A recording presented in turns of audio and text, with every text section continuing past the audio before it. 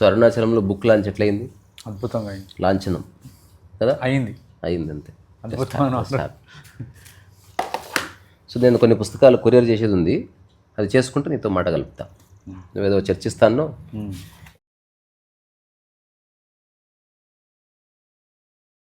అన్న, ఈ రీసారామ్ సిరీస్ అని మనం చేస్తున్నాం కదా, దాంట్లో నేను ఏదైనా క్వశ్చన్ నాకు ఏదైనా డౌట్ ఉంటే పట్టుకొని వచ్చి అడుగుతుంటే మీరు చెప్తారు కదా, నేను అట్లా అనుకునే వచ్చిన. కానీ లోపల రాగానే ఆ ఫోటో చూసి, ఆ పెయింటింగ్ చూసి అది పక్కన పెట్టి ఫస్ట్ ఇది అడగాలనిపిస్తుంది నాకు. అంటే నేను తీసుకొచ్చి చూపిస్తాను. ఇది పెయింటింగ్, దీంట్లో ఒక టెక్స్ట్ ఉన్నది. ఈ టెక్స్ట్ చదివితే నాకు ఇదేంది, ఇది ఎట్లా అంటే దీనికి జస్టిఫికేషన్ ఏమి ఇస్తాడు అన్న చూద్దాం అనిపించింది. ఈ ప్రపంచం నీకు అన్నీ నేర్పిస్తుంది, ఒక్కటి మాత్రం నీవే నేర్చుకోవాలి. దీంతో కంప్లైంట్ లేదు నాకు. ఏమీ చేయకుండా కూడా హాయిగా ప్రశాంతంగా ఉండగలగటం అనేది ప్రపంచం నేర్పించేది, మనం నేర్చుకోవాలని చెప్తుంది. ఏమి చేయనప్పుడు హాయిగా ఎట్లుంటారు, ప్రశాంతంగా ఎట్లుంటారు అంటే ఏం ఇంకొకటి అదొకటి, జీవితం మీద పూర్ణ అవగాహన కలిగిన వాడే ఏమీ చేయకుండా ఉంటాడు. మన పూర్ణ అవగాహన కలిగినాక ఏదో ఒకటి చేయాలి, ఏం చేయకుండా ఉన్నాడు ఇట్లా. కర్తాభావాన్ని పడిపోవడం అన్నది అది దాని జవాబు, న్యాచురల్ మిరాకిల్. ఇప్పుడు ఇప్పుడు నేను కూడా ఏమైనా చేస్తున్నాగా, చేస్తున్నారు కదా. అంటే ఏమి చేయకుండా ఉండడం అంటే ఏమి చేయకుండా ఉండడం కాదు, నేను చేస్తున్నా అన్న క్లెయిమ్ పోవడం. మరి ఇప్పుడు అది అర్థం చేసుకోవాలి. అన్ని అరటిపండు ఇచ్చి ఉదాహరణకు సినిమా కథ ట్విస్ట్లు ఎందుకు పెడతారు? కొంచెం క్యూరియాసిటీ క్రియేట్ చేయడానికి. సో ఇప్పుడు ఏమి చేయకుండా హాయిగా ప్రశాంతంగా ఉండగలగడం అంటే చేసినా కూడా క్లెయిమింగ్ లేదు. ఉదాహరణకి ఒక అడవి అద్భుతమైన సంపదను కలిగి ఉంటుంది, అక్కడ క్లెయిమ్ చేసేవాళ్ళు ఎవరు లేరు. ఇప్పుడు ఆధ్యాత్మికత సారాన్ని మనం తేలికైన పరిభాషలో ఒకవేళ చెప్పుకోవాలనిపిస్తే, నీ జీవితంలో క్లెయిమింగ్ చేసే ఒక హ్యాబిట్ వెళ్ళిపోయింది అంతే. ఇంకా చెప్పాలంటే ఏమీ చేయకుండా కాదు, 24 hours పని చేసినా నీకెందుకు స్ట్రెస్ ఉండదు? క్లెయిమ్ వల్లనే స్ట్రెస్ వస్తుంది. నేను చేసిన ఇప్పుడు ఉదాహరణకి ఇట్లా చేస్తున్నా, నన్ను గుర్తించలేదంటది క్లెయిమింగ్. క్లెయిమ్ చేయాలంటే ఎవడో ఉండాలి. క్లెయిమింగ్ పడిపోయిందంటే ఇంకా ఏమి లేదు, నీ పని ఉంది. అసలు ఏమీ చేయకుండా ఉండడం సాధ్యమేనా? నువ్వు కందరూపలు ఇన్వాలంటరీగానో వాలంటరీగానో జరుగుతూనే ఉంది సంథింగ్. అందుకని అది అట్లా వెర్రిగా అర్థం చేసుకునే స్టేట్మెంట్ కాదు. అంటే మీరు ఇక్కడ రాసిన దాన్ని బట్టి కర్తభావాన్ని పడిపోవడం అనేది అదే మిరాకిల్, అది న్యాచురల్ మిరాకిల్. మాత్రం ఏం చేయకుండా మొత్తం చదవాలి కదా, అంటే పుస్తకం మొత్తం చదవాలి కదా. ఇప్పుడు ఒక్క స్టేట్మెంట్ చదివితే అర్థమవుతుందని తెలిస్తే ఆదిశంకర్లు ఒకటే స్టేట్మెంట్ చెప్పి, అంటే దాని మీనింగ్ ఇప్పుడు ఏమీ చేయకుండా కూడా హాయిగా ప్రశాంతంగా ఉండగలగటం మనకు నేర్పేది. అంటే అన్ని చేస్తూనే ఉంటావు కానీ నేను చేసిన అనుకోకుండా ఉండడం అదే హాయ్ అంటే. అది నేర్పేయాలి ప్రపంచం, అది నేర్పేయాలి ప్రపంచం. ప్రపంచంలో నువ్వు చేసినవని చెప్పుకో, గొప్పలు చెప్పుకో, డబ్బా కొట్టుకో, నిన్ను మెచ్చుకునే విధంగా ఎదుటి వ్యక్తిని ప్రిపేర్ చేయి, వాడికి చెప్పు నువ్వెంత గొప్పవాడివో అని నేర్పిస్తా. చివరికి ఏదైనా చేస్తే కూడా, ఉదాహరణ ఈ పుస్తకం మీద కూడా నా పేరుంది. సో అది క్లెయిమింగ్ కింద కాదు, ఎవరు రాశారో తెలియడం వరకు. క్లెయిమింగ్ వేరు, పేరు చెప్పుకోవడం వేరు. మరి ప్రతి పేజీలో ఎందుకు ఉండదు, నీ పేరు కదా, రాసుకో, క్లెయిమ్ చేయకు. మీకు ఇంటెన్షన్ లేదంటున్నారా? ఏం లేదు, అట్లాంటి ఇంటెన్షన్ ఏం లేదు. ఇప్పుడు నేనన్న భావన వాడు పడిపోయిన తర్వాత నువ్వు నేనని బ్రహ్మాండంగా వాడచ్చు ఎన్నిసార్లు. నేనన్న భావన ఉన్నవాడు వాడితే ఒక్కసారి వాడిన డ్యామేజ్ ఉంటుంది.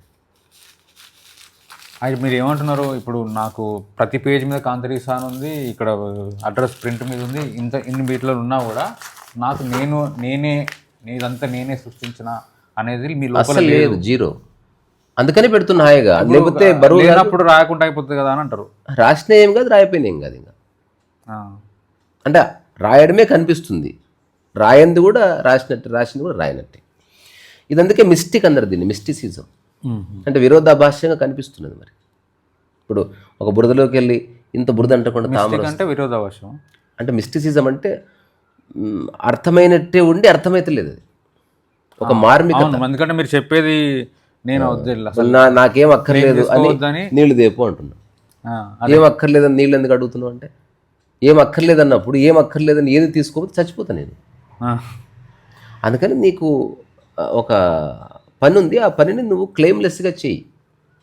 సెల్ఫ్లెస్గా అంటారు కదా, దానికి ఈక్వలెంట్గా ఈ పదం చెప్తే మోర్ అప్రోప్రియేట్ ఉంటుందని నాకు అనిపిస్తుంది. ఇప్పుడు సెల్ఫ్లెస్గా జీవించు, క్లెయిమ్లెస్గా జీవించు.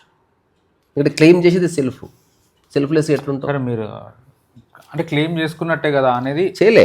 క్వశ్చన్ లేదు ఇక్కడ ఇక్కడ కాంతిరీసా, అట్లా అనిపిస్తుంది. మీ టీ షర్ట్ మీద కాంతిరీసా ఉంటే ఉంటుంది. ఇప్పుడు నేను నీ పేరు రాస్తే నేను నా పేరే కదా అది. అది క్లెయిమ్ కాదు, ఒక అందం ఆర్ట్ లాగా చూస్తున్నా దాన్ని. ఇప్పుడు ఒక చెట్టుకి ఎన్ని పూలు పూస్తాయి, అది క్లెయిమ్ చేసుకోవట్లే, అది దాన్ని పొటెన్షియల్. అట్లా అన్నిసార్లు పూలు పూస్తున్నాయి అట్లా రీసా పూలు. ఇప్పుడు ఎవడన్నా నిజంగా నా దగ్గరకు వచ్చి నువ్వు క్లెయిమ్ చేశావు అంటే ఇంకా అట్లా అంటే నీకు ఆనందం ఉంటుంటే చేసుకోపో అనుకోపో అంట. నేను అంటే ఎక్కువ తర్కించేది కాదు ఇది. త్యాగరాజ స్వామి కానీ వేమన ఎన్నిసార్లు పద్యం చెప్తే అన్నిసార్లు తన పేరు ఎందుకు చెప్పుకున్నాడు. విశ్వదాభిరామేంద్ర మేము ఒకసారి చెప్తే అయిపోదా. త్యాగరాజ స్వామి త్యాగరాజ అని పెట్టుకున్నాడు ప్రతి దాంట్లో. ఎందుకు పెట్టుకున్నాడు? ఈవెన్ అక్షరమణమాలలో రమణ మహర్షి చివరి స్టాండ్లో తన ప్రస్తావన ఉంటుంది, వాళ్ళ అమ్మ ప్రస్తావన ఉంటుంది. వాళ్ళు చెప్పలేదేమో నేను క్లెయిమ్ చేసుకుంటలేదు, మీరు చెప్పి వాళ్ళు చేసుకొని వాడే అటు చెప్తాడు. ఇద్దరూ పేరు రాయొచ్చు, ఒకడు క్లెయిమ్ చేస్తూ రాస్తాడు. దాన్ని రాయడం వల్ల నష్టం ఏమి లేదు, ఆ రాస్తున్న వాడి మీద ప్రభావం పడుతుంది క్లెయిమ్ చేసిన మరుక్షణం. ఇప్పుడు నా పేరు ఇక్కడ రాస్తా తొక్కు, నేనేమనను. క్లెయిమ్ చేసిన వాడికి కోపం వస్తుంది. చిన్న తేడా ఉంది, అది నీకు ఆచరిస్తున్నప్పుడు తెలుసు. సో అయితే ఇప్పుడు యూట్యూబ్లో చూసినా లేకపోతే మిమ్మల్ని పరిచయం లేకుండా బయట నుంచి చూసినా కూడా బేసిక్గా అనిపించేది అయితే ఫస్ట్ నేను మొదలుపెట్టింది ఏంది, ఏం చేయకుండా హాయిగా ప్రశాంతంగా ఉండొచ్చు అంటే దాని మీనింగ్ వేరే చెప్పిన. ఇక్కడ చూడు ఇదంతా ఈజీ కాదు. అదే అంటే చేసి ఏమీ చేయకుండా ఉండడం లేజినెస్ కిందికి వస్తుంది. ఇది ఆర్డినరీగా అర్థమవుతుంది. ఏమీ చేయట్లంటే నాకే పని దొరకలేదని, నాకు లేజీగా ఉందని. అట్లా ఏమి చేయకుండా అంటే ఆధ్యాత్మిక, నేను చెప్పేదంతా ఆధ్యాత్మిక పరమైనవి కనుక అట్లాగే అర్థం తీసుకోవాలి. వేరే విధంగా ఎట్లా తీసుకుంటాం? లేదా మనం చర్చిస్తుంటే చర్చించాలి కాస్త. అసలు నీ ఉద్దేశం ఏందో చెప్పురా డాడీ అంటే నేను ఏదో చెప్తాను. అదే అందుకే అడుగుతున్నా. క్లెయిమింగ్ ఏమి చేయకుండా హాయిగా ప్రశాంతంగా ఉండగలడం అంటే చేసేటి అన్ని చేస్తావు కానీ చేసింది నేను అనుకోకుండా ఉండడం అనేది మీరు చెప్పకపోతే ఎట్లా అర్థమవుతుంది? చెప్పను, అట్లా అర్థం చేసుకుని అపార్థం చేసుకొని పర్వాలేదు.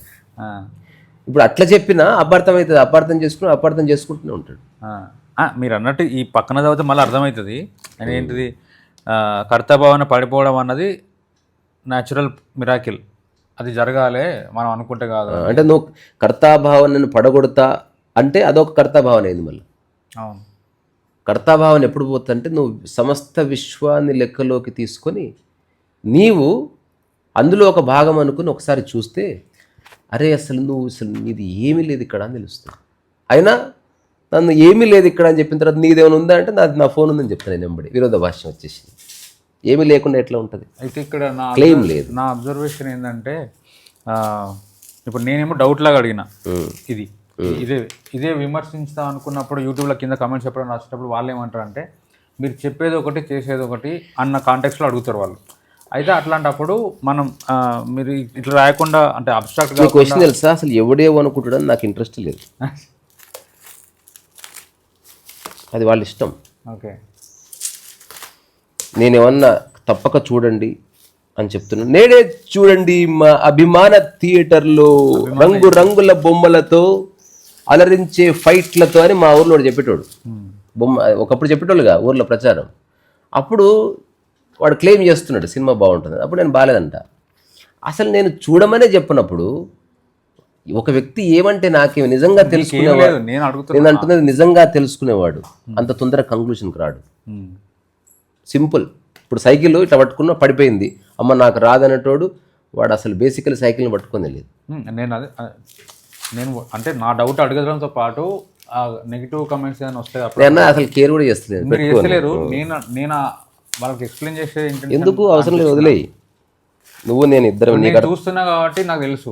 నీకు అర్థమైతే రామ్ సమస్తానికి అర్థమైనట్టే, వేరే వాళ్ళు ఎవరు లేరు ఇక్కడ. ఇప్పుడు ప్రతి వీడియోలో చెప్తూ ఉంటారు మీకు 100 కోట్లు ఆస్తున్నా కూడా ఈరోజు తినడానికి సపోజ్ 250 రూపీస్ అయితే అంటే 250 సంపాదించేంత పని చేసిన తర్వాతనే తినాలి అని చెప్తుంటారు. అవును, అది చెప్పడం కాకుండా ఇప్పుడు అంటే దగ్గర నుండి చూసే వాళ్ళకి తెలుస్తుంది. నాకు తెలుసు ఇప్పుడు జీవితం మీద పూర్ణ అవగాహన కలిగిన వాడే ఏమీ చేయకుండా ఉంటాడంటే, దీన్ని ఇంకొక రకంగా చెప్పాలంటే జీవితం మీద పూర్ణ అవగాహన కలిగిన వాడే అన్ని చేస్తూ ఉంటాడు కానీ నేను చేస్తున్నాను అనుకోడు. అంతే. ఇప్పుడు అన్న పొద్దున్న నుంచి సాయంత్రం దాకా మనం వచ్చినప్పటి నుంచి పని చేస్తూనే ఉన్నాడు కంటిన్యూగా. ఆ సంతకాలు పెట్టడం అయిపోయింది, ఇప్పుడు ప్యాకింగ్ అవుతుంది, దాని తర్వాత మధ్యలో ఒక వీడియో అప్లోడ్ చేసిండు, దాని తర్వాత గ్యాప్లో బుక్ ప్రింటింగ్ ఎట్లా రావాలని చెప్పిండు. అంటే కంటిన్యూగా జరుగుతుంది పని. ఇంకో సినిమా కథ కూడా ఇప్పుడే చెప్పుకున్నా, సినిమా కథ అరుణాచలంలో సినిమా తీస్తా. ఇవన్నీ చేసి నేను చేసిన అదే నాకు ఆ డౌట్ ఉండే మొన్నటిదాకా పర్సనల్గా, ఇన్ని పనులు చేసి మళ్ళీ అసలు స్ట్రెస్ లేకుండా ఎట్లుంటారు అని. అంటే నేను చేస్తున్నాను ఫీలింగ్ ఉన్నప్పుడే స్ట్రెస్ వస్తుంది. నేను ఇంత కష్టపడి చేసిన, చూడు ఎంత వర్క్ చేసినా నేను అన్నప్పుడే స్ట్రెస్ వస్తుంది. అది జరుగుతుంది అనుకున్నప్పుడు రాదు. ఇది కొంచెం కాంప్లెక్స్ కానీ నాకు ఇప్పుడు అర్థమైంది. ఇట్లనే ఉంటుంది. ఇప్పుడు రమణ మహర్షి దగ్గరికి 10 ఏళ్ళు ఉంది, అర్థం కాలే. ఎంత చెప్తారబ్బా. ఇప్పుడు నువ్వు పట్టించుకోకుండా ఉండు అంటే ఎట్లా అని అడుగుతాడు. పట్టించుకోకుండా ఉండు అంటే దాని అర్థం పట్టించుకోకుండా ఉండడం అని. ఎట్లా లేదు అంటే రానునికి అడుగుతాడు కదా, లేదు ఎట్లా ఉంటారు అట్లా. లేదు, నేను అన్ని చెప్తా ఉండడం రాదు చెప్తా. ఇప్పుడు ఇదిగా ఇది నువ్వు ఉన్నావు కదా, ఇప్పుడు నేను నీకు ఒక సూత్రం చెప్తున్నా, దీన్ని పట్టుకోకుండా ఉండు. ఓకే, అంతే. ఇది కనబడుతుంది. రెండు ఒకటే. ఫిజికల్ వేరు, మెంటల్గా రెండు ఒకటే. మెంటల్ గా కొంచెం డెలికసీ ఉంది. I agree. ఒక మనిషి గురించి ఆలోచించకు అన్నారు, కానీ అది వస్తుంది. నేను అప్పుడే పట్టనట్టు ఉండమంటే అది ఆలోచనలకు కూడా పట్టనట్టు ఉండమంటే పట్టనట్టు ఉండడమే. ఒక జెన్ స్టోరీ చెప్తా. ఒక జ్ఞానోదయం అయితే ఎలా తెలుస్తుంది గురువు గారు అని అడిగాడంట. గురువు గారు అథెంటిక్గా చెప్పాడు, వాళ్ళు వర్షం పడ్డా వాళ్ళు నానరు నాయన అన్నాడు. నాతో దిమ్మ తిరిగిపోయింది, మామూలు విషయం కాదు కదా. అప్పుడు వీళ్ళ శిష్యుల అవగాహన చూడు, ఇంకా బట్టలు నానవరా మనకు, ఎప్పటికీ మనం నానకుండా ఉండొచ్చని వాళ్ళు అర్థం చేసుకున్నారు. కానీ ఏదో రోజు గురువుగారు నానకుండా ఎట్లా ఉంటారు, టెస్ట్ చేద్దాం అని ఇప్పుడు ఒక ఇన్ఫర్మేషన్ వచ్చింది, వాళ్ళ గురువు గారు చచ్చిపోయారు. ఇప్పుడు చూడ్డానికి పోవాలంటే మధ్యన చిన్న నది ఉంటుంది, ఖచ్చితంగా క్రాస్ చేయాలి. సో మొట్టమొదటిసారి గురువుగారు నానరా చూద్దాం మనం. ఎందుకంటే నదులకి వెళ్ళి మునిగి పోవాలి, ఇంతవరకు కొట్టుకపోరు. వర్షం పడితే తడవరు అన్నాడు. అదే కాదు, నీళ్ళలో అసలు నానరు. వర్షం ఇవన్నీ అడిగారు శిష్యులు. అంటే లాజిక్ ఏమి లేవు. ఆ నీరైనా వర్షమైనా వర్షమే కదా, నీరే కదా. మళ్ళీ నీళ్ళలో దిగే కంటే ముందు మళ్ళీ ఒక్కసారి భూబల్లో అడిగాడు. గురువుగారు అప్పుడు చెప్పింది మీరు ఊరికి జుమ్లానా లేకపోతే నిజంగా చెప్పారంటే, నిజమేనాయన ఏం చెప్పాను అప్పుడు అంటే, ఇట్లా జ్ఞానోదయం అయితే వాటిని నీరు నాన్పదు అని. 100% కరెక్ట్ అది.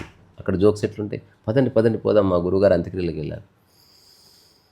అసలు ఘోరంగా నానండి, స్లిప్ అయి పడిపోయింది, ఇట్లా పడిపోయింది, మొత్తం నానిపోయింది ముక్కు చెవులతో సహా. బా ఇట్లా అనుకుంటుంటే ఇట్లా వెళుతున్నానంటే చూసి వాడికి పిచ్చెక్కిపోయింది భూబల్లకి. గురుదేవా ఇప్పుడు చెప్పాడంటే, ఎన్నిసార్లు చెప్పినా అంతేరా, నీరు జ్ఞానిని నాంచవని చెప్పి ఎన్నిసార్లు చెప్పాలి అంటే, ఇప్పుడు నాన్నారు కానీ బట్టలు నానే, నేను ఎక్కడ నానన్నాను, శరీరం నేనందుకు చెప్పానా. ఇప్పుడు నువ్వు సరిగ్గా చూస్తే సత్యం అది. ఇప్పుడు నేను పట్టనట్టుండు అని చెప్పిన కదా, లేదు నానకపోవడం. నువ్వు దేంతో ఐడెంటిఫై అవుతున్నావో అది నానుతుంది బేసికల్గా. ఇప్పుడు బట్టలతో ఐడెంటిఫై అయ్యేవాడు సఫర్ అవుతాడు, నా ఖరీదైన బట్టలు నానిపోయినవని. బట్టలతో ఐడెంటిఫై కానివాడు వర్షం రాకముందు ఎట్లా కూర్చున్నాడో, వర్షం పడుతున్నప్పుడు, వర్షం వచ్చిన తర్వాత ఆగిపోయిన తర్వాత ఎండొచ్చి ఆరిపోయే వరకు అట్లే కూర్చోవచ్చు. ఒకసారి పట్టనట్టుండి చూస్తే కదా తెలిసేది దాని మ్యాజిక్ ఏందో. ఊరికే తరికిస్తే ఎప్పటికీ ఏది అర్థం కాదు. అట్లా తింటే అరుగుతుందా, ప్రూఫ్ ఎట్లా చెప్పు, తింటే కదా తెలిసేది. స్పిరిచువాలిటీ ప్రూఫ్లు ఉండవు.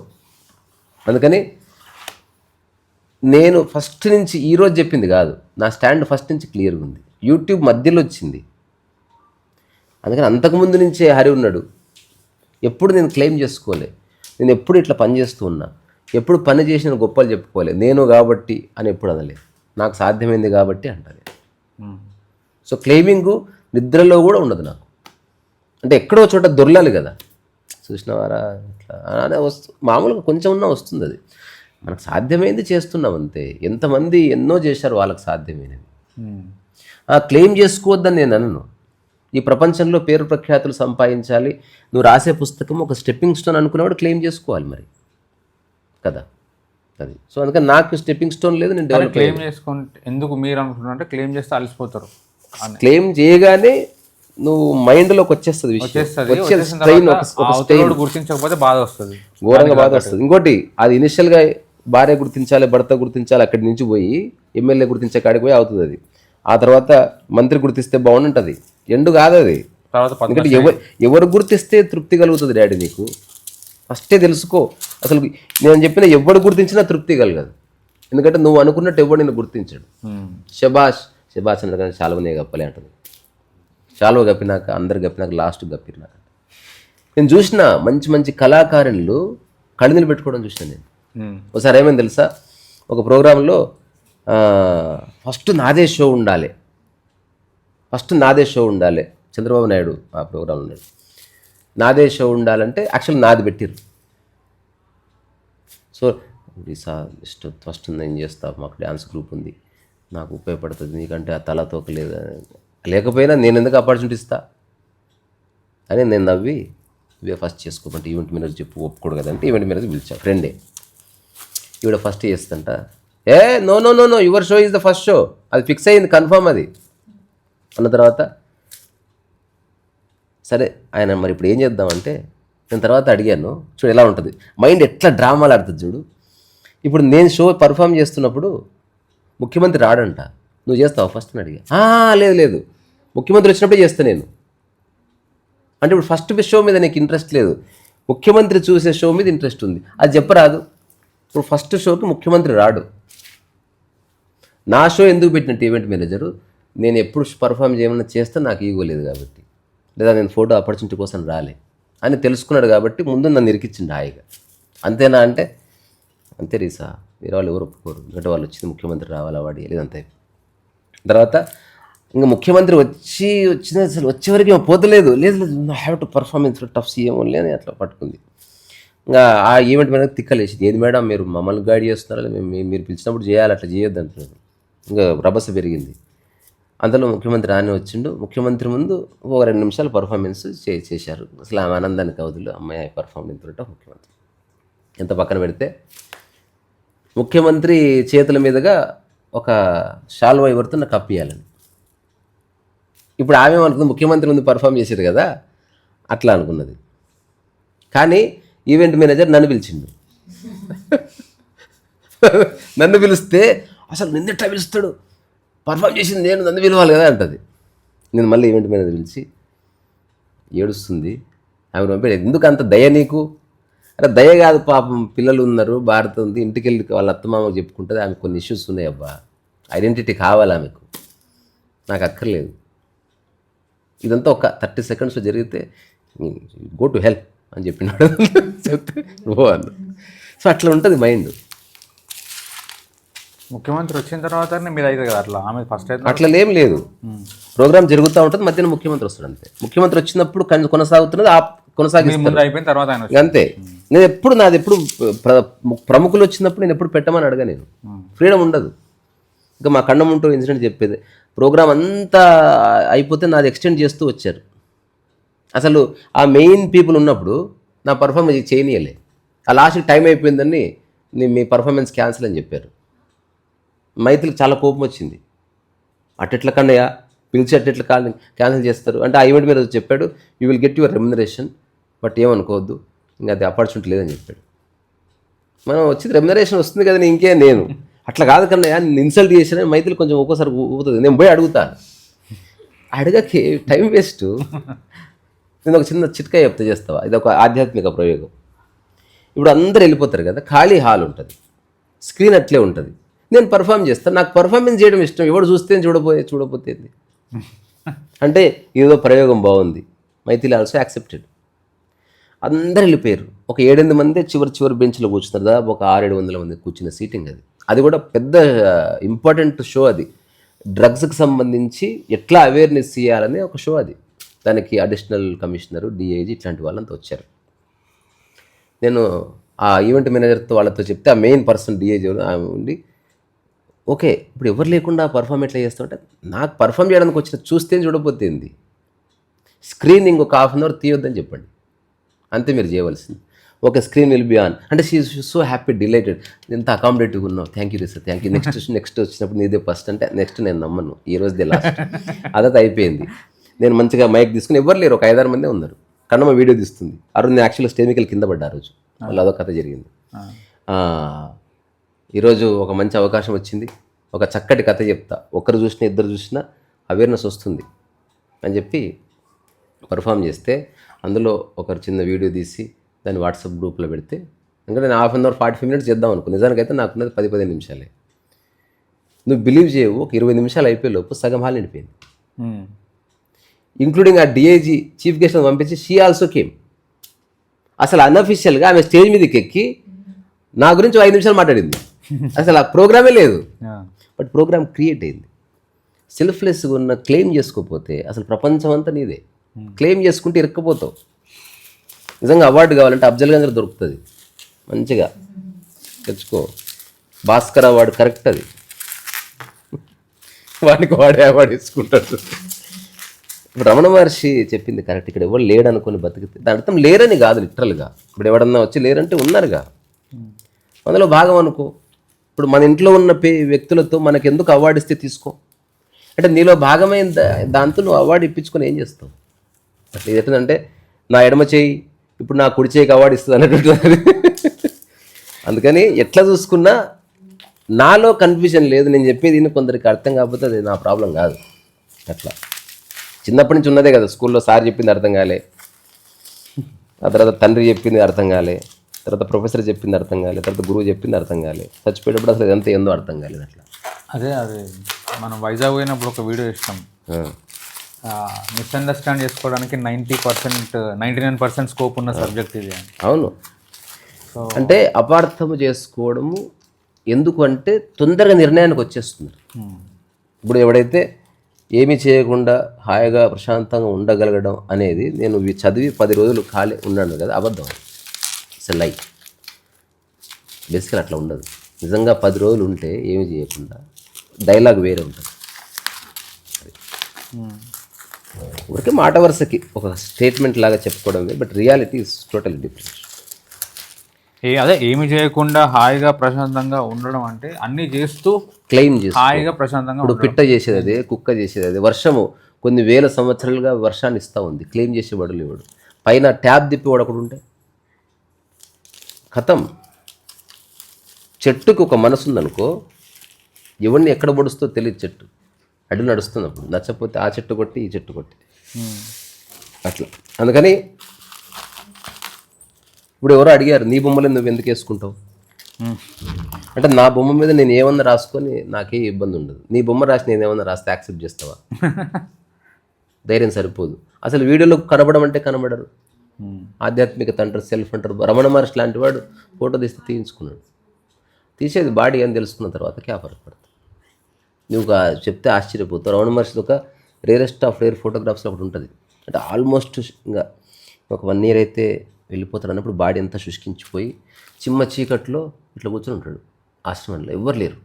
ఎప్పుడంటే జనాలు గందరగోళం, ఎవరు అక్కడిక్కడ కొంచెం కాంతి పడుతూ ఉంటుంది. ఫారిన్ నుంచి ఒక ఫోటోగ్రాఫర్ వచ్చాడు అండి, అతను వెళ్ళిపోవాలి. సో అక్కడున్న ఆశ్రమ నిర్వహణ అధికారులు అడిగితే, భగవాన్ కాస్త ఆరోగ్యం బాగలేదు అంటే శరీరానికి. ఇతను చెప్తున్నాడు శరీరానికి కదా, ఆయన శరీరం కాదంటాడు కదా. ఐ కేమ్ టు మీట్ భగవాన్. ఇదంతా వింటున్నాడు భగవాన్. రమ్మనండి అతను వచ్చాడు. ఏమి అంటే మీ ఫోటో తీసుకెళ్దామని వచ్చాను, మళ్ళీ ఎప్పుడు వస్తానో తెలియదు. అప్పుడు రమణ మహర్షి అన్న మాట తెలుసా, ఇంత రాత్రి అయింది, ఫోటో గీటో పడుతుందో పడదు, ఫోటో వద్దనిలే అంటే. రమణ మహర్షి అంటేనే కాంతి. దాని ఫోటో తీయడానికి వచ్చింది. అది ఎట్లుందో బాగుంటుంది. ఆ ఫోటో నిజంగా నువ్వు చూడు చాలా బాగుంటుంది. అంటే సాక్షి భావన అట్లా కొట్టొచ్చినట్టు కనిపిస్తుంది. అంటే కంప్లీట్ నిమత్తం ఆ ఫోటో తీస్తున్న ఫోటో మీద ఏం లేదు. ఇప్పుడు మనం జనరల్గా ఫోటో తీస్తే ఫోటోకి తగ్గట్టు మన ఎక్స్ప్రెషన్ మారుస్తాం. ఎప్పుడన్నా మీరు ఒక వారం ఎవరి ఫోటో అన్న దిగని ఎక్స్ప్రెషన్ లెస్గా ఉండంటే, నువ్వు మామూలుగా బెడ్రూమ్లో ఎట్లా ఉంటావు అట్లా ఉండి చూడు. అది నిజానికి చూసేవాళ్ళకి బాగోదు, యాక్చువల్గా బాగుంది అది ఎగ్జిస్టెన్షియల్గా. ఇంకొక చిన్న ఇష్యూ కూడా ఉంటుంది. ఇప్పుడు ఐడెంటిటీ ఏం లేదు. తన శిల్పం చెక్కుతా అంటే వద్దన్నాడు ఫస్ట్లో. దాని అర్థం వద్దని కాదు. ఎందుకు వద్దు భగవాన్ అంటే, ఆయన చెప్పిన మాట వింటే ఆశ్చర్యపోతారు మీరు. ఇక్కడున్న శిల్పులతో వద్దన్నాడు. చూశాడు వర్క్. మనోళ్ళు అంబేద్కర్ బొమ్మలు ఎట్లా పెడతారు అసలు. మా మహబూబ్నగర్ దగ్గర అంబేద్కర్ బొమ్మ ఇనాగ్రేషన్ చేయడానికి వస్తే, ఇనాగ్రేషన్ చేయడానికి వచ్చి ఆ అంబేద్కర్ బొమ్మను చూసి, ఇది కొత్తది పెట్టండి నేను డబ్బులు ఇస్తా కానీ ఇది అంబేద్కర్ కాదు ఇది అని చెప్పిపోయాడంట ఆయన. ఆ తర్వాత అది చాలామంది చూడడానికి పోయారు. ఇట్లా 3.5 feet ఉంటాడు అంబేద్కర్. అట్టెట్లుంటుంది అట్లా అసలు ఎవరికో అసలు ఏ మాత్రం పోలిక లేని వ్యక్తికి అట్లా లావు పర్సన్కి చాలి చాపల వేషం వేస్తే ఎట్లుంటుంది అంటే మినిమం ఫీచర్స్ ఉండాలి కదా. అట్లా చివరికి ఇప్పుడు తీసేసి మళ్ళీ కొత్త విగ్రహం పెట్టిరు. కొంత డబ్బులు వేసుకుంటే నువ్వు పెట్టకపోయినా పర్వాలేదు, పెట్టి ఇన్సల్ట్ చేయడం ఎందుకు? సో మాకరి. అందుకని రమణ మహర్షి చెప్పిండు, సరైన వ్యక్తి చెక్కితే నాకు ఓకే, లేకపోతే వద్దు. సగం సగం చేయడం ఎందుకు? అప్పుడు ఎవరో ఫారినర్ వస్తే అతను ఎక్స్ప్లెయిన్ చేస్తే మరి నేనేం చేయాలి అంటే, మీరు ఎట్లా కూర్చుంటారో అట్లే కూర్చోండి, నేను కొన్ని స్టిల్స్ తీసుకుంటాను. అప్పుడు ఆయన కూర్చుంది రెగ్యులర్ శామ మీదలు కూర్చున్నట్లు ఉంటుంది, వచ్చింది పోస్ట్ అట్లా కూర్చొని, అంటే ఇట్లా ఏమి ఎక్స్ప్రెషన్స్ ఇవ్వాలి, అట్లా కూర్చొని. సో ఓవరాల్గా నా స్టేట్మెంట్ ఇది ఎగ్జిస్టెన్షియల్ స్టేట్మెంట్. ఇది ఈ ప్రకృతిలో ఎక్కడ కర్తాభావన లేదు, ఏది క్లెయిమ్ చేస్తారు. అందుకని ఈ ఆటలు నడుస్తున్నాయి. నా కొడక, నీకు పాలకూర ఇచ్చే పాలకూర క్లెయిమ్ చేస్తే నీకు పాలకూర ఇయ్యదు. అది ఇట్లా నువ్వు తెంపుకునే సంబంధించి లోపలి నుంచి విషం కక్కి, ఆకుల్లో విషం కక్కిందనుకో చచ్చిపోతావు. మనిషి ఒక్కడే క్లెయిమ్ చేస్తున్నాడు. క్లెయిమ్ అంటే నువ్వు మంచిగా ఉన్నదాన్ని పాయిజన్ చేయడం మొదలైంది. అట్లా నిన్ను నువ్వు అండ్ వేరే దాన్ని. అందుకని ఈ స్టేట్మెంట్ యొక్క సారాంశం, live without do everything, don't claim. అక్కడితో అయిపోలే, ఇంకా కొన్ని యాడ్ చేయాలి. మరి అంటే చెయ్యి, అన్నీ చేయి, క్లెయిమ్ చేయి. మర్డర్ చేసి నేను క్లెయిమ్ చేయనంటే కుదరదు. అంటే ఆరోగ్యకరమైన పనులు, సామరస్యం, అదే అంటే ఏదో నువ్వు విషయం తెలుసా, ఆధ్యాత్మికపరమైన స్టేట్మెంట్ ఒక్కటి ఎప్పుడు కంప్లీట్ కాదు. అట్లీస్ట్ 9 నుంచి ఒక 21 స్టేట్మెంట్స్ ఇస్తే అన్ని స్టేట్మెంట్స్ నువ్వు చూసుకుంటే అప్పుడు కంప్లీట్ అవుతుంది. నేను భవిష్యత్తులో బుక్ రాస్తా. ఇప్పుడు ఏమి చేయకుండా ఉండడం అన్నది ఒకటైతే, చేస్తే ఎలా చేయాలని ఒకటి ఉంటుంది. అట్లా ఏమేమి చేయాలని ఒకటి ఉంటుంది ఆబ్వియస్లీ. ఇప్పుడు ఆర్గానిక్ ఫుడ్, గ్రీన్స్ తిను అని చెప్పారనుకో, అది గ్రీనే, అది తింటే ఎట్లా? ఇప్పుడు క్లియర్గా రాశారు ఆర్గానిక్, అప్పుడే పండింది తెంపుకొని తింటే బాగుంటుంది. నల్లేరికాయ తిని చచ్చిపోతావు, వాడు అవి రాయడు కదా. అని నువ్వు అంటే నీకు తెలుసు అనే ఉద్దేశంలా, నాకు అర్థమైంది తెలియదేమో వాడికి. మామూలుగా కామన్ సెన్స్ అంటూ ఒకటి ఉంటుంది. ఇది కొట్టే బేట పేరు చెప్తా ఇది. ఓకే, సో ఇది నువ్వే కంక్లూడ్ చేయి. నీకేం అర్థమైంది ఒకసారి చెప్పు మళ్ళీ. అదే దాన్ని మళ్ళీ ఇప్పుడు దీన్ని చెప్పు ఎందుకంటే ఉపయోగపడుతుంది. ఈ ప్రపంచం నీకు అన్నీ నేర్పిస్తుంది, ఒక్కటి మాత్రం నువ్వే నేర్చుకోవాలి. అదేంటంటే అన్నీ చేసి కూడా హాయిగా చెయ్యకుండా, అది మార్చి చెప్తున్నా. ఓకే, నాకు అర్థమైంది. అన్నీ చేసి కూడా నేను చేసిన అన్న దాని ఏమంటారు క్లెయిమింగ్ లేకుండా హాయిగా ప్రశాంతంగా ఉండగలడం ప్రపంచం నేర్పించదు మనకి. అది నేర్చుకుంటే బాగుంటుంది. కాబట్టి అది ఇంత ఈజీ కాదు, ఎందుకంటే ఇన్ని రోజులు మనకు ప్రపంచం నేర్పించలే కాబట్టి అది ఈజీ కాదు. అండ్ జీవితం మీద పూర్ణ అవగాహన కలిగిన వాడే ఏమీ చేయకుండా ఉంటాడు. అంటే అన్నీ చేసి నేను చేసిన అనే క్లెయిమింగ్ లేకుండా ఉంటాడు. అంటే దాని మీనింగ్ కింద లైన్ ఉంది, కర్తాభావన పడిపోవడం అన్నది న్యాచురల్ మిరాకిల్. అంతే. అంటే నువ్వు ప్రయత్నం చేస్తే మళ్ళీ మిగులుతుంది. నువ్వు క్లెయిమ్ చేసుకోవడం ఆపేయి కడత పడిపోతుంది. ఇప్పుడు 2 ఉన్నాయి. కూర ఎవరు చేశారంటే నేనే చేశాను, నేనే. ఇది క్లెయిమ్ చేసుకోవడం. కూర ఎవరు చేశానంటే లేకపోతే నేను చేశాను, రండి తిందాం. ఇది క్లెయిమ్ లేదు, చెప్తున్నావు, నేను చెప్పాలి, బాడీ లాంగ్వేజ్ తెలిసిపోతుంది. ఎవరు చేస్తే ఉందండి, రండి చూడు చింత హాయిగా ఉంది. అయినా సరే లోపల క్లెయిమ్ చేసుకుంటున్నాను, మళ్ళీ అది ప్రమాదం. బట్ అట్లీస్ట్ వ్యవహారికంగా ఇది కొంత ఎవరు చేశారంటే నేను హలో ఉంటుంది. ఒక చిన్న ఓషో చెప్పిన కథ పరమహంస గురించి చాలా బాగా చెప్పాడు. అష్టవక్ర సంహితల్ని ఒక చోట చిన్న, అసలు అయ్యో ఓషో చదవంది నా గురించి, రామ్ గురించి, మిగతా అందరి గురించి చదివి. కథ ఏంటంటే రామకృష్ణ పరమహంస ఇట్లా కూర్చుంటే అప్పుడు ఒక ఆర్టిస్ట్ వచ్చాడు, సంఘోష్. ఆయన సంఘోష్ అనుకునేరు అంటే చెప్తున్నా, నువ్వే అన్నావు సంఘోష్.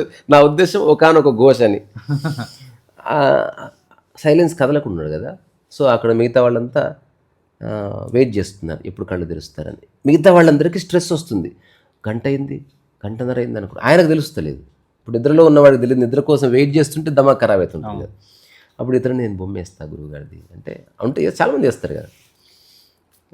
వేసిన తర్వాత ఆయన కళ్ళు తెరిస్తే చూపిద్దామని దాన్ని ఇట్లా ఎదురుగా ఇట్లా పెట్టి ఉంచారంట పరమహంసకి ఎదురుగా. పరమహంస కళ్ళు తెరిచిన తర్వాత గురుదేవ్ దేఖియే అన్నారంట. చూసి ఆశ్చర్యపోయి దాని కాళ్ళు మొక్కుతున్నాను. ఇట్లా మొక్కుతుంటే అందరు ఆశ్చర్యపోయి మీ కాళ్ళు మీరు, అది నాదా అంటే నా బాడీ ఎట్లుంటుందో నాకు తెలీదు, కానీ అది చూస్తే ఒక గొప్ప ప్రశాంతంగా ఉన్న వ్యక్తి అనిపించింది నాకు. దాని కాళ్ళు మొక్కుతున్నాను. ఆయన చూసుకోలే అద్దంలో. ఇప్పుడు కాబట్టి సెల్ఫీలు కాబట్టి ఎవ్వరు చూసుకోలే. అచ్చా. ఎవ్వరికి చాలామందికి వాళ్ళ ఫేస్ ఎట్లుంటుందో తెలియదు. ఒక 1 ఏళ్ల క్రితం నోబడీ నోస్. జస్ట్ అద్దం లేకుండా వాటర్ లేకుండా నీకు తెలుస్తుంది ఎట్లనో తెలియదు.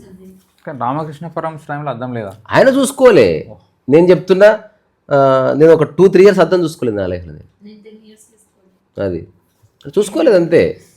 ఇప్పుడు నేను ఢిల్లీలో ఉన్నప్పుడు అద్దం చూసుకోలే. ఒకసారి వెహికల్లో వెళ్తుంటే సడన్గా అద్దం సైడ్ గ్లాస్ చూసి కొన్ని ఇయర్స్ తర్వాత అసలు మంచిగా అనిపించింది. అబ్బో అన్నట్టు.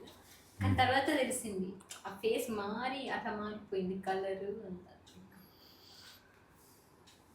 ఇప్పుడు ఇంకోటి, మన ఫేస్ మనకి ఎప్పటిది గుర్తుంటుంది? 20 ఏళ్ల క్రితం ఫేస్ నీకు గుర్తుందా? అట్లా ఎప్పుడు చూస్తే ఆ మధ్యదే గుర్తుంటుంది. అందుకని ఏది గుర్తు పెట్టుకోకపోతే బెటర్. ఎనీవే, సో ఇది మామూలుగా ఏమీ చేయొద్దంటే ఆయనతో ఏమి చేయకుండా పోయారు. నా ఉద్దేశం అన్నీ చేద్దాం, ఆరోగ్యకరమైనవి, కుటుంబానికి ఉపయోగపడేవి, నీ ఉన్నతికి ఉపయోగపడేది, నష్టం కలిగించండి. ఒకవేళ కలుగుతుందంటే కొంచెం దూరం జరిగి చేద్దాం అట్లా. సో కానీ క్లెయిమ్ చేసుకోవద్దు. చిన్న చిన్న దాన్ని క్లెయిమ్ చేసుకుంటారు. ఇది ప్రైజ్ ఇచ్చిన కాడి నుంచి వస్తుంది. ఎవరు ఫస్ట్ ప్రైజ్ ఎవరికి వచ్చింది? నాకే వచ్చింది. మా ఇంట్లో ఎవరు మంచిగా ఉంటే చేస్తారు, నేనే చేస్తా. ఈ క్లెయిమింగ్తోనే మనకి అహంకారం యొక్క బీజం క్లెయిమింగ్లోనే పడుతుంది. అది ఫస్ట్ వేరే వాళ్ళు ఇస్తారు, తర్వాత మనం దాన్ని గట్టిగా పట్టుకుంటాం. ఓకే బెట్ట, ఈ నెంబర్స్ కొట్టేసి 3610. Okay bye.